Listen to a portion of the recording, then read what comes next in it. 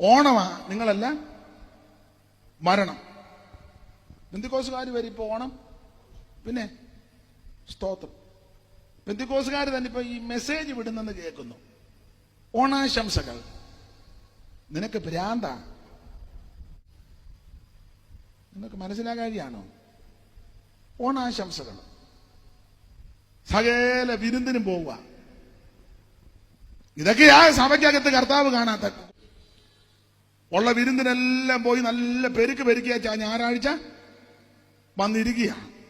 മോവാബിരുമായിട്ട് ഇടകലർന്നു. അവരുടെ ദേവന്മാരുടെ ബലികൾക്ക് ഇവരെ ക്ഷണിച്ചു. ഇവര് പോയി ഭക്ഷിച്ചു.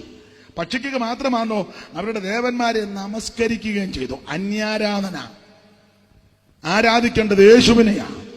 യേശുക്രിസ്തുവിനെ മാത്രമാണ് ആരാധിക്കേണ്ടത്. ആരാധനയ്ക്ക് യോഗ്യൻ യേശുക്രിസ്തുവാ. അത് പോരാഞ്ഞിട്ട് ഇവര് അന്യദൈവങ്ങളെ ആരാധിച്ചു എന്ന് പറഞ്ഞ നല്ല കഴിപ്പ് അവിടെ ചെന്ന് കഴിച്ചു. ഉപ്പേരി, പിന്നെന്തുവാ, കളിയടയ്ക്ക, ശർക്കര വരട്ടി. ഒരു വിദ്വാൻ ചോദിക്കുന്ന ശർക്കര വരട്ടി ഇല്ലയോ എന്ന്. ഭയങ്കര സുപ്രസിദ്ധ രോഗശാന്തി വരപ്രാർത്ഥന. പുള്ളി ചോദിക്കുന്ന ശർക്കര വരട്ടി എന്ത് ചെയ്യുന്നു?